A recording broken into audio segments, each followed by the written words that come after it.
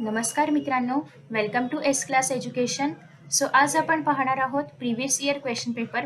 हा पेपर आपण का पाहतोय? कारण तुम्हाला याच्यामधून प्रश्न कशा प्रकारे विचारले जाऊ शकतात हे कळेल आणि त्यासोबतच तुम्ही या पेपरची रिव्हिजन देखील करू शकता. असा अजून एक पेपर माझ्याकडे आहे, तो पण मी उद्या सकाळी वगैरे अपलोड करणार आहे. कारण तुम्ही आज एक पेपर सॉल्व्ह करू शकता आणि उद्या एक सॉल्व्ह करू शकता. सो अजून एक छोटीशी टिप अशी आहे की याच्यामध्ये तुम्हाला ऑलरेडी रिड्यूस सिलेबसमधले क्वेश्चन्स पाहायला मिळतील, जे तुम्हाला नाही करायचे. कारण ॲज यू नो की हा पेपर प्रिव्हियस इयरचा आहे, त्याच्यामध्ये रिड्यूस सिलेबस देखील विचारला जायचा, पण आता तो सिलेबस विचारला जात नाही. सो तुम्हाला तो रिड्यूस सिलेबस स्किप करायचा आहे जर त्यातला एखादा क्वेश्चन याच्यामध्ये असेल तर. ओके. सो सगळ्यात पहिल्यांदा क्वेश्चन नंबर 1A असतो MCQजवरती आधारित. सो याच्यामध्ये तुम्हाला 5च्या 5 MCQ सॉल्व्ह करायचे असतात. त्याच्यामध्ये कोणत्याही ऑप्शनला प्रश्न नसतो. सो हा 5 मार्क्सचा आहे. आता हे MCQज याचे आन्सर्स कसे लिहायचे आहेत, तर बेसिकली सपोज की ही आहे तुमची उत्तरपत्रिका. ते तुम्ही क्वेश्चन नंबर 1 आणि A लिहिणार आहात आणि इथे स्टार्ट करणार आहात आन्सर लिहिण्यासाठी. सगळ्यात पहिल्यांदा इथे तुम्हाला रोमन नंबर्समध्ये सांगितले तर रोमन नंबर्समध्येच लिहायचं. जर नॅचरल नंबर्समध्ये असतं म्हणजे ॲक्च्युअल आपल्या नंबर्समध्ये असतं तर तुम्ही त्याप्रमाणे लिहिणार आहात. ज्याप्रमाणे प्रश्न तुम्हाला दिला असेल प्रश्न क्रमांक तो तुम्हाला आहे असं लिहायचा आहे. सो याच्यामध्ये आन्सर काय आहे? According to Mendeleev's periodic table properties of elements are periodic function of their atomic masses. Okay. So अशा पद्धतीने याचा आन्सर आहे बी. सो काही जण फक्त बी लिहितात, फक्त बी लिहिलं तरी पण काही प्रॉब्लेम नाहीये, बट आय वुड सजेस्ट की तुम्ही या ठिकाणी बीचा ऑप्शन काय आहे तो पण लिहा. याच्यामुळे फरक काहीच पडत नाही, फक्त एवढंच की तुम्हाला अजून एकदा शुअरिटी मिळते की हा खरंच याचा आन्सर ॲटॉमिक मासेस आहे. कारण बऱ्याचदा काय होते ABCD मध्ये कन्फ्युजन होतं मी काय लिहिलं वगैरे. सो बेस्ट आहे की तुम्ही या ठिकाणी त्याचा जो ऑप्शन आहे तो पण लिहा. जर तुम्हाला वेळ नसेल किंवा खूप वेळ जात असेल तर लिहायची गरज नाही, बट इथे एखादा शब्द लिहायला काही जास्त वेळ वाया जात नाही. सो तुम्ही बेसिकली हे पण लिहू शकता. मार्क्स फक्त यालाच लिहिलेला आहेत. ओके. सो तुम्हाला जस्ट तो ऑप्शन पण लिहायचा आणि ऑप्शनच्या पुढे त्याचा आन्सर पण लिहायचा आहे. सेम करायचं आहे 5 ही MCQ साठी. आफ्टर दॅट नेक्स्ट आहे ते म्हणजे तुम्हाला याच्यानंतर लिहायचं आहे क्वेश्चन नंबर 1B. तुम्ही त्याच पेजमध्ये खाली कंटिन्यू करू शकता जागा असेल तर.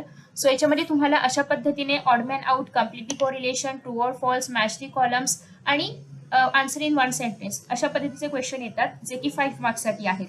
सो याच्यामध्ये तुम्हाला बेसिकली सपोज की ऑड मॅन आउट मध्ये तुमचं उत्तर या ठिकाणी थर्मोमीटर वगैरे आहे, तर तुम्हाला वन म्हणजेच हा 1 लिहायचा आहे आणि पुढे जस्ट थर्मोमीटर एवढंच लिहायचं आहे.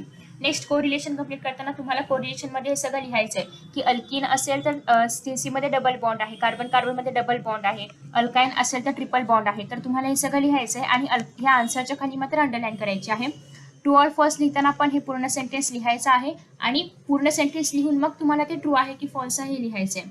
नेक्स्ट आहे कॉलम्स ड्रॉ करताना आधी तुम्हाला कॉलम ड्रॉ करायचे आहे. सपोज की तुमची ही आहे आन्सर शीट, याच्यामध्ये तुम्ही आधी एक कॉलम ड्रॉ करणार आहात आणि मग सेकंड इथे तुम्ही आन्सर्स असं लिहिणार आहात आणि तुम्हाला मग इथे जे काही असेल ते वेवलेंथ ऑफ रेड लाईट आणि जी वेवलेंथ असेल ते तुम्हाला इथे लिहायचं आहे. Okay.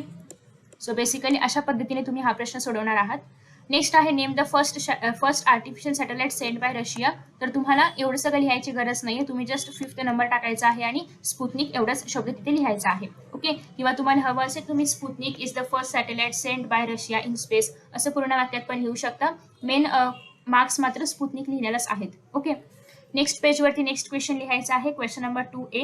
Give scientific reasons. Again हे सायंटिफिक रिझन्स मधला एखादा क्वेश्चन जर रिड्यूस मधला असेल तर स्किप करा, बट तुम्हाला यामधून हेच लक्षात घ्यायचं आहे की सायंटिफिक रिझन्स मधले क्वेश्चन्स हे फक्त टेक्स्टबुक मधलेच किंवा एक्सरसाइजच्या खालचेच येतात. सो तुम्हाला तेच व्यवस्थित करायचं आहे. सो तुम्ही जर पाहिलं तर हे वेट असेल किंवा हे वेट वगैरे तर लेसनच्या आतमधले घेतले, बट तुम्ही इझिली सोडवू शकता कारण इझी क्वेश्चन आहे वेटचा, बट तो रिड्यूस सिलेबस मधला आहे, सोडून द्या. नेक्स्ट आहे अगेन ट्विंकलिंग ऑफ स्टार्स तुम्हाला पाहायला मिळतात, बट प्लॅनेट्स ट्विंकल करत नाहीत, तर याच्या मागचं रिझन आहे रिफ्रॅक्शन ऑफ लाईट वगैरे. सो हे तुम्हाला सगळे गिव्ह रिझन्स टेक्स्टबुकमध्येच पाहायला मिळतील. नेक्स्ट आहे तुम्हाला विचारलेलं आहे की elements belonging to the same group have the same number of valency. हे असं का होतं याचं हे पण प्रश्न तुम्हाला टेक्स्टबुकमध्ये पाहायला मिळतील एक्सरसाइज मधले. सो बेसिकली तुम्हाला एक्सरसाइज मधलेच प्रश्न करायचे आहेत. एक प्रश्न केमिस्ट्री मधला येतो, एक प्रश्न फिजिक्स मधला येतो आणि तिसरा कोणामधलाही विचारला जाऊ शकतो. ओके.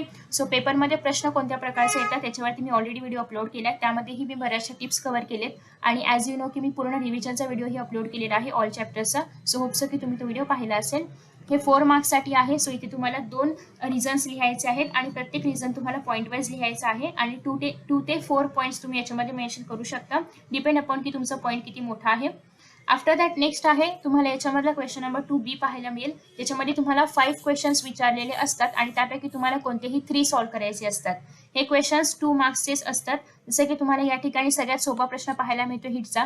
अशाच पद्धतीने सोपे सोपे हिटचे न्यूमेरिकल्स येतात, जास्त अवघड येत नाहीत. या ठिकाणी तुम्हाला फक्त Q = MC ΔT फॉर्म्युला वापरायचे आणि तुम्ही इझिली हा क्वेश्चन सॉल्व्ह करू शकता. नेक्स्ट आहे तुम्हाला फक्त लेबलिंग करायचं आहे. किती सोपं आहे. तुम्हाला जर फक्त लेबलिंग जरी करता आला तरी तुम्हाला 2 मार्क या ठिकाणी आरामात मिळणार आहेत. फक्त तुम्हाला लेबलिंग करताना हे आधी हात वगैरे सगळं ड्रॉ करायचे आणि मग त्याची नावं लिहायचे.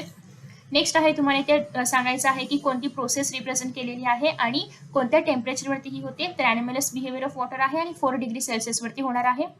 नेक्स्ट आहे तुम्हाला रिॲक्शन कंप्लीट करायची आहे. अगेन खूप इझी रिॲक्शन आहे, डिस्प्लेसमेंटची रिॲक्शन आहे आणि तुम्हाला त्या रिॲक्शनचं नाव पण लिहायचं आहे. तर रिॲक्शन कंप्लीट करण्याला 1 मार्क आहे आणि रिॲक्शनचं नाव लिहिण्याला 1 मार्क आहे. सो यासाठी तुम्हाला फक्त रिॲक्शनचा आणि याच्यावरती जर अजून पण प्रश्न विचारले जाऊ शकतात, त्यासाठी तुम्हाला फक्त रिॲक्शनची डेफिनेशन पाठ करायची आहे, रिॲक्शनचं नाव पाठ करायचं आहे आणि रिॲक्शनचं एखादं एक्झाम्पल. बस तुम्ही एवढंच करणार आहात थर्ड चॅप्टरमधून. काय काय करायचं आहे लास्ट मोमेंट रिव्हिजनला हे मी ऑलरेडी सांगितलेलं आहे प्रिव्हियस व्हिडिओमध्ये. होप सो की तुम्ही तो व्हिडिओ पाहिला असेल, कारण त्याच्यामध्ये बरेचसे इम्पॉर्टंट पॉईंट्स मी इन्क्लूड केलेले आहेत. मित्रांनो, तुम्हाला जर काही आन्सर्स माहिती नसतील किंवा तुमचे काही डाऊट्स असतील किंवा कोणत्याही कॉन्सेप्ट समजले नसतील तर तुम्ही फिलो ॲपचा वापर करू शकता. या ॲपमध्ये तुम्ही 24/7 कितीही क्वेश्चन विचारू शकता आणि या ॲपचं काही दिवसासाठी तुम्हाला फ्रीमध्ये सबस्क्रिप्शन मिळेल.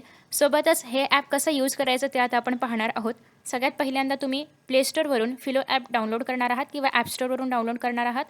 त्यानंतर तुम्हाला त्याच्यामध्ये साइनअप करायचं आहे. साइनअप केल्यानंतर ते ॲप सुरू होईल. त्यासाठी तुम्हाला सगळ्यात पहिल्यांदा कोणताही डाऊट अपलोड करायचा आहे. डाऊटचं पिक्चर अपलोड केल्यानंतर 60 सेकंडच्या आतमध्ये तुम्ही कोणत्याही एज्युकेटरसोबत कनेक्ट होऊ शकता आणि ते एज्युकेटर तुम्हाला तुमचा डाऊट लाईव्ह सॉल्व्ह करून दाखवणार आहेत, तेही लाईव्ह कॉलसारखं, ज्याप्रमाणे व्हिडिओ कॉल असतात त्याप्रमाणे. तर अशा पद्धतीने तुम्हाला फिलोवरून सगळे डाऊट्स सॉल्व्ह करून घेता येतील. या ॲपची लिंक तुम्हाला खाली डिस्क्रिप्शन बॉक्समध्ये पाहायला मिळेल. त्याद्वारे तुम्ही हा ॲप डाउनलोड करू शकता. थँक्यू. आफ्टर दॅट नेक्स्ट आहे तुम्हाला एलॉईंगवरती शॉर्ट नोट लिहायची आहे. शॉर्ट नोट लिहिताना तुम्हाला एलॉईंग म्हणजे काय किंवा एलॉय म्हणजे काय लिहावं लागेल, एलॉईंग म्हणजे काय लिहावं लागेल आणि त्याच्यानंतर 2-3 एक्झाम्पल्स लिहावे लागतील. सो जेणेकरून तुम्हाला त्याच्यामधून हे सांगायचं की तुम्हाला एक्झाम्पल्स हे माहिती आहे, तुम्हाला डेफिनेशन माहिती आहेत. कारण बेसिकली तुम्ही किती लिहिलं याच्यापेक्षा तुम्हाला काय काय येतं आणि तुम्ही किती मनाने लिहिलं याला महत्त्व असतं. आफ्टर दॅट नेक्स्ट आहे क्वेश्चन नंबर 3, जो की तुम्हाला 15 मार्क्ससाठी आहे. याच्यामध्ये तुम्हाला 8 क्वेश्चन्स येतात आणि एनी 5 सॉल्व्ह करायचे असतात. सो बेसिकली याच्यामध्ये फिजिक्समधून 4 येतात, केमिस्ट्रीमधून 4 क्वेश्चन्स विचारले जातात. अगेन मी तुम्हाला प्रिव्हियस व्हिडिओमध्ये हेही सांगितले की तुम्ही कोणते चॅप्टर्स करून गेलात तर तुम्हाला आउट ऑफ 40 मार्क्स मिळतील, कारण ते इम्पॉर्टंट चॅप्टर्स आहेत. तुम्ही कार्बन कंपाऊंड मेटलर्जी नाही केलं तरीही तुम्हाला आउट ऑफ मार्क्स मिळू शकतात. कशा पद्धतीने मिळू शकतात हे मी ऑलरेडी प्रिव्हियस व्हिडिओमध्ये सांगितले. सो परत सांगण्यात काहीच अर्थ नाही आहे, तुम्ही तो व्हिडिओ चेकआउट करू शकता. सो अगदी सोपे प्रश्न तुम्हाला याच्यामध्ये विचारलेले आहेत की हा प्रश्न मी ऑलरेडी इम्पॉर्टंट क्वेश्चन्समध्ये सांगितलेला होता की 2,8,2 जे आहे एक तर याचं नाव काय आहे, कोणत्या ग्रुपमध्ये येतो, कोणत्या पिरियडमध्ये येतो, हे कसं ओळखायचं हे आपण रिव्हिजनच्या व्हिडिओमध्ये ऑलरेडी केलेलं आहे. नेक्स्ट आहे तुम्हाला याच्या आधारे केपलरचे 3 लॉज लिहायचे आहेत, प्रत्येक लॉ 1 मार्क्ससाठी. अगेन हा पण पॅरेग्राफ खूप इम्पॉर्टंट आहे, मी ऑलरेडी रिव्हिजनच्या व्हिडिओमध्ये कव्हर केलेला आहे. आफ्टर दॅट नेक्स्ट आहे तुम्हाला इथे कोणते लॉज याच्याशी निगडीत आहेत हे सांगायचे आहेत.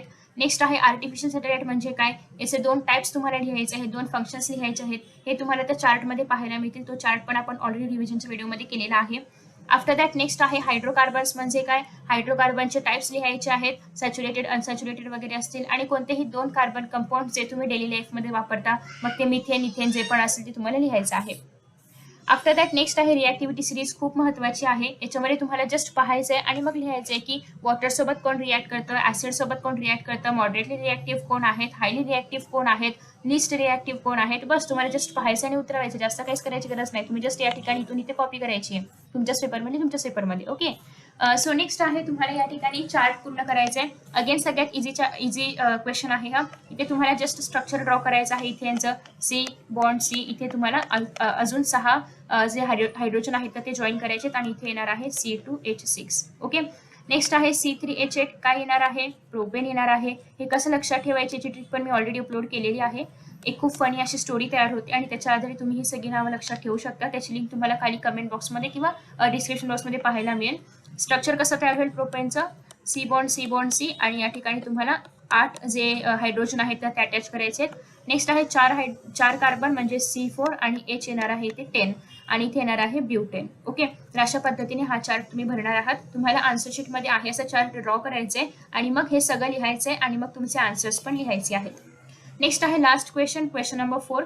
तर या क्वेश्चनमध्ये तुम्हाला बेसिकली डायग्राम ड्रॉ करायचा आहे आईचा आणि मग तुम्हाला लेन्सेसचे टाईप लिहायचे आहेत, कशा पद्धतीने रिफ्रॅक्शन वगैरे जे पण मॅक्सिमम रिफ्रॅक्शन कुठे मॅक्सिमम लाईट कुठे रिफ्रॅक्ट होते हे तुम्हाला लिहायचं आहे. नेक्स्ट आहे the nature of the image formed of the object on the screen inside the I. तर ती इमेज कशी असते, उलटी असते, इन्व्हर्टेड असते. नेक्स्ट आहे तुम्ही किंवा हा क्वेश्चन लिहू शकता की ते तुम्हाला सगळं लिहून दिले ऑलरेडी की रस्टचा फॉर्म्युला वगैरे काय आहे, रस्ट म्हणजे काय आहे ते तुम्हाला लिहायचे, केमिकल फॉर्म्युला तरी ते पाहायलाच मिळतो आहे असं उतरवायचे. नेक्स्ट आहे एनोडमधलं ऑक्सिडेशन लिहायचे, कॅथोडमधलं ऑक्सिडेशन लिहायचे, करोजन म्हणजे काय हे सगळं तुम्ही याच्यामध्ये लिहिणार आहात. ओके, सो आय होप की तुम्हाला हा व्हिडिओ आवडला असेल. अजून एक पेपर आहे माझ्याकडे जुलै 2020चा, तोही मी लवकरच अपलोड करेन. सो तोही तुम्ही रिव्हिजनसाठी पेपर रेफर करू शकता. सो अगेन तुम्हाला जर व्हिडिओ आवडला असेल तर नक्कीच लाईक करा, शेअर करा, कमेंट्स करून सांगा. Best of luck for exams and see you in the next video. Bye bye.